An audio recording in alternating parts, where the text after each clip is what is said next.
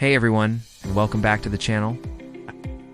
My name is Jesse, and if you're new here, I am an American guy who's been lucky enough to build a life here in the beautiful Philippines with my amazing Filipina fiance. Living here has been the adventure of a lifetime, but it's also been a masterclass in something every traveler eventually faces: culture shock. We've all been there, right? You're in a new country, everything is exciting, and then something happens that just throws you. It's the way people line up, or don't. Maybe it's a food that smells completely alien, or maybe it's a social custom that feels backward, or just plain weird from your perspective. In that moment, it's so easy to snap, to get frustrated, or to jump to a negative conclusion. Your brain goes, why would they do it like asterisk?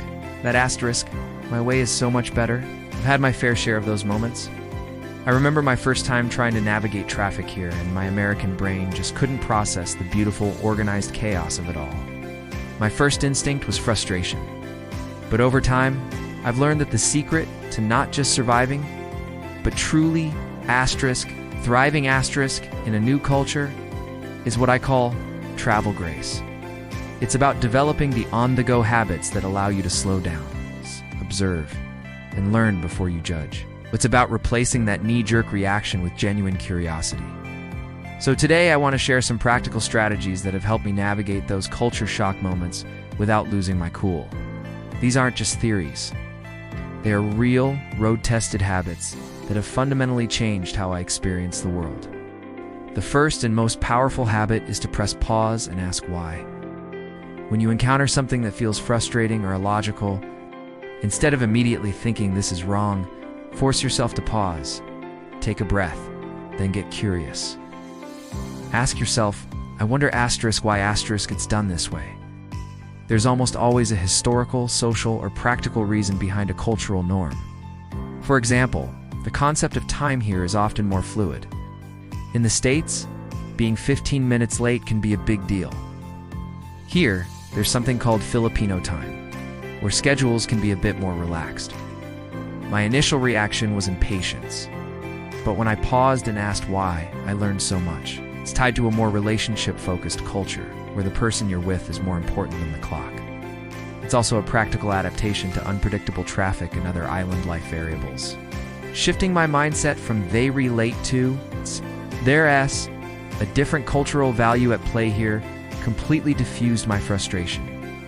It became an opportunity to learn, not a reason to be annoyed. My second tip is to find the humor and humanity in it. Let's be honest, some cultural misunderstandings are just plain funny in retrospect. Instead of letting embarrassment or frustration take over, try to see the lighter side. I once tried to order a coffee and, through a combination of my accent and my terrible attempts at the local language, ended up with a plate of fish.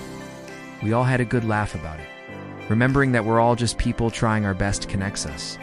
The person you're interacting with isn't trying to annoy you. They're just living their life according to a different set of rules and norms than you are. When you can laugh at your own confusion, it makes you more approachable and turns a potentially negative interaction into a positive, memorable one. It breaks down walls and builds bridges. The third habit is something I call zoom out. When a small cultural difference starts to get under your skin, maybe it's the noise level, the different customer service style. Whatever, take a mental step back, zoom out, and look at the bigger picture. You are a guest in this incredible, vibrant place. You are having an experience that millions of people only dream of. Is this one small inconvenience really going to ruin your day or your trip? I do this all the time. If I'm feeling a little overwhelmed, I remind myself, Jesse, you are in the Philippines.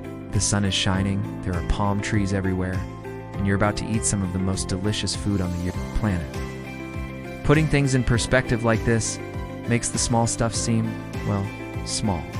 It shifts your focus from the minor annoyance to the immense privilege of being where you are. Gratitude is the ultimate antidote to frustration. Now, this next one is crucial, especially for longer stays. Find your cultural mediators. You can't figure everything out on your own. You need local friends, or in my case, a wonderful fiancé who you can ask the dumb questions. Having someone you trust to explain the nuances of the culture is invaluable. My fiancé has been my ultimate guide. I can turn to her and say, hey, I just saw this happen.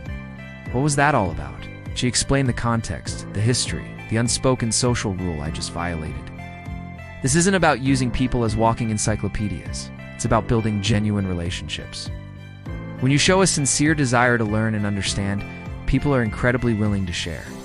These conversations have been some of the most enriching parts of my life here. They've given me a depth of understanding that I could never get from a guidebook. So, be brave. Make friends.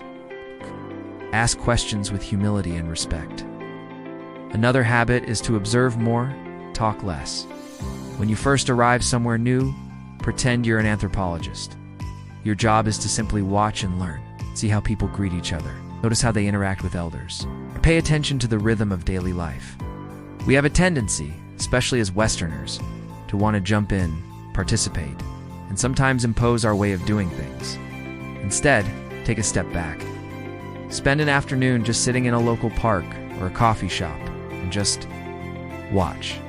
You'll absorb so much information subconsciously, you'll start to see patterns. This passive observation gives you a foundation of understanding before you even try to interact.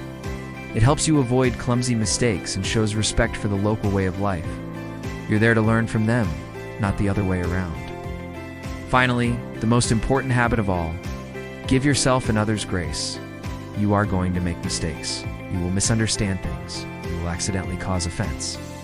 It's inevitable, and that's okay. The key is to not beat yourself up about it. Apologize sincerely if you need to, learn from the experience, and move on. And just as importantly, extend that same grace to the people you meet. If someone seems rude, consider that it might be a cultural difference, not a personal attack. Maybe direct eye contact is considered aggressive, or maybe what you perceive as pushy is just a normal way of doing business, assuming positive intent is a superpower for any traveler. Believe that people are generally good and are not out to get you. This mindset alone will diffuse 90% of potential culture shock conflicts before they even begin. Living in a new culture is a journey, not a destination. You never fully arrive. I'm still learning new things about the Philippines every single day. But by practicing these habits, pressing pause to ask why, finding the humor, zooming out, finding mediators, observing more. In giving grace, the journey becomes less about shock and frustration and more about connection, growth, and profound joy. It transforms travel from a simple vacation into a life-changing education. What about you all? What are some of the biggest culture shocks you've experienced, and how did you handle them? Share your stories and your own tips in the comments below. I'd love to read them and learn from your experiences too.